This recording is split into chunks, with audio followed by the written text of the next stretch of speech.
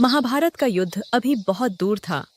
हस्तिनापुर के विशाल रंगभूमि में उस दिन कुश्ती, तीरंदाजी और युद्ध विद्या का बड़ा प्रदर्शन हो रहा था। सबकी नजर अर्जुन पर थी, हस्तिनापुर का सबसे बड़ा धनुर्धर। अर्जुन ने जब अपना अद्भुत कौशल दिखाया तो पूरा मैदान तालियों से गूंज उठा। तभी भीड़ के पीछे खड़ा एक तेजस्वी युवक आगे बढ़ा। गहरी आंखें, साधारण कवच, पर चेहरे पर आत्मविश्वास की चमक। यदि अनुमति हो तो मैं भी अर्जुन जैसा कौशल दिखाना चाहता हूँ। भीड़ में खुसर फुसर शुरू हो गई। ये कौन है? किस कुल का है?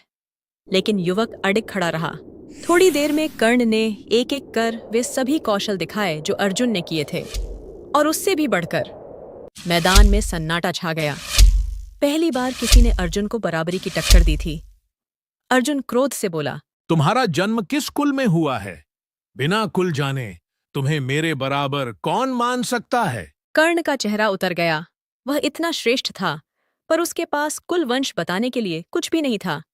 भीड़ उसका अपमान करने लगी। तभी सिंह की तरह कदम बढ़ाता हुआ दुर्योधन आगे आया। दुर्योधन ने कर्ण का हाथ पकड़कर ऊंची आवाज में कहा, प्रतिभा को कुल की जरूरत नहीं होती। आज हूं। पूरा मैदान स्तब्ध रह गया। कर्ण के चेहरे पर आश्चर्य और कृतज्ञता दोनों थे। राजकुमार, आपने आज मुझे सम्मान दिया है। मैं जीवन भर आपका ऋणी रहूंगा। ऋणी नहीं, मित्र कहो कर्ण। सच्चा योद्धा वही है जो औरों की नजर से नहीं, अपने साहस से पहचाना जाए। उस दिन से दोनों की मित्रता अमर हो गई। कुरुक्षेत्र का युद्ध छिड़ने वाला था। कर्ण अपने रथ पर बैठा था। दुर्योधन पास आया। कर्ण, क्या तुम मेरे साथ हो? कर्ण ने मुस्कुराते हुए कहा, मित्रता 2 दिन की राजनीति नहीं होती दुर्योधन। तुमने मुझे उस दिन अपनाया जब सारी दुनिया मुझे ठुकरा रही थी। अब चाहे मृत्यु ही क्यों न सामने खड़ी हो, कर्ण तुम्हारे साथ है। दुर्योधन की आंखें भर आईं। धन्य हूं मैं जो मुझे तुम्हारा सा मित्र मिला। कर्ण। कुरुक्षेत्र का युद्ध नजदीक आ चुका था। कौरव शिविर में घोर चिंता का वातावरण था। दुर्योधन जानता था कि पांडवों के पास अर्जुन जैसा अपराजेय योद्धा है, और उसके सामने खड़ा होने की क्षमता सिर्फ एक ही व्यक्ति में थी, कर्ण।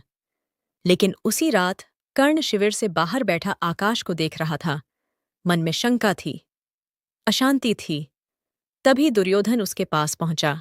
कर्ण, तुम चिंता में लग रहे हो। क्या युद्ध का भय है? कर्ण ने हल्के से हंसते हुए कहा, मृत्यु का भय नहीं मित्र। भय है तो बस इस बात का कि कहीं मैं तुम्हारी उम्मीदों पर खरा न उतरूं। दुर्योधन उसके सामने बैठ गया।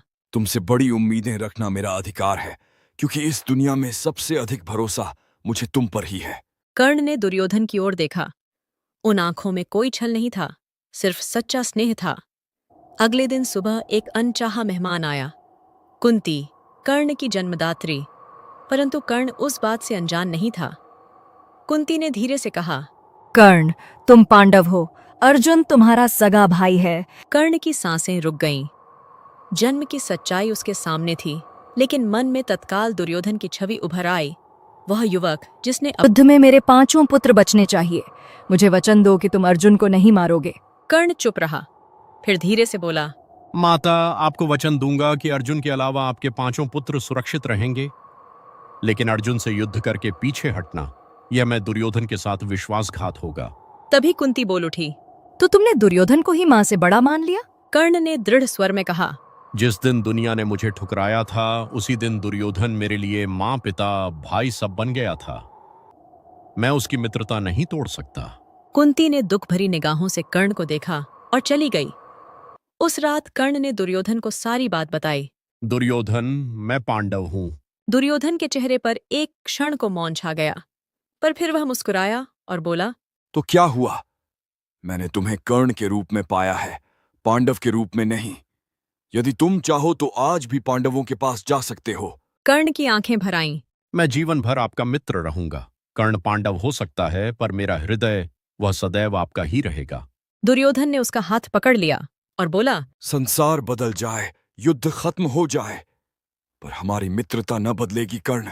कर्ण उस रात पहली बार निश्चिंत सोया, क्योंकि उसे पता था जो भी नियति ने लिखा है वह होगा। लेकिन मित्रता के धर्म से वह कभी नहीं डिगेगा। कुरुक्षेत्र के आकाश में धूल और रक्त की गंध फैली हुई थी।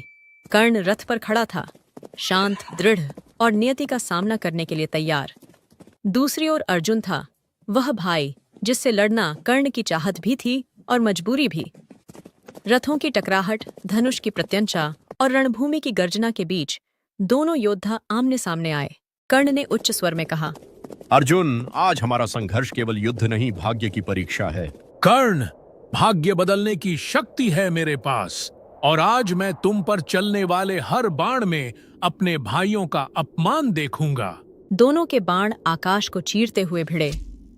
धूल उड़ने लगी, रथों के पहिए टूटे, घोड़े थरथराए। कर्ण ने अर्जुन को कई बार पराजय की कगार पर पहुंचा दिया, लेकिन अचानक कर्ण का रथ एक बड़े गड्ढे में धंस गया। वरना चाहिए, मुझे पहिया निकालने दो। अर्जुन धनुष ताने हुए खड़ा था, लेकिन उसका मन दुविधा में था। तभी भगवान कृष्ण ने कहा, अर्जुन, युद्ध धर्म से नहीं परिणाम से जीता जाता है। कर्ण ने द्रौपदी का अपमान करवाया, भीष्म और गुरु द्रोण की मृत्यु में साथ दिया। आज यही उसका समय है। कर्ण ने ऊपर देखा। उसकी आंखों में बिना भय का सन्नाटा था, जैसे उसने जीवन ही स्वीकार कर लिया हो। अर्जुन, यदि मेरे पास आज भी अपना दिव्य कवच कुंडल होता तो तुम्हारा हर बाण लौट जाता, लेकिन मैं युद्ध से नहीं भागूंगा। जो भी हो, इस मित्रता के धर्म के लिए सहूंगा। अर्जुन ने बाण छोड़ा। बाण वज्र की तरह सीधा कर्ण के सीने में उतरा। कर्ण जमीन पर गिर गया। शाम ढलते ढलते समाचार दुर्योधन तक पहुंचा। कर्ण मारा गया। दुर्योधन दौड़ता हुआ रणभूमि पहुंचा। कर्ण रक्त से लथपथ लेटा था, अंतिम सांसें गिन रहा था। दुर्योधन ने उसके सिर को अपनी गोद में रखा। कर्ण, मेरे मित्र, मैंने तुम्हें राजा बनाया, पर तुमने मेरे लिए अपनी जान दे दी। मुझे माफ करना, मैं तुम्हें बचा न सका। कर्ण ने हल्की मुस्कान से दुर्योधन का हाथ पकड़ते हुए कहा, दुर्योधन, मैंने तुम्हारे लिए नहीं, तुम्हारी मित्रता के लिए युद्ध लड़ा। तुमने मुझे सम्मान दिया, पहचान दी। मेरे जीवन की सबसे बड़ी पूंजी यही है कि मैं तुम्हारा मित्र कहलाया। दुर्योधन की आंखों से आंसू गिरने लगे।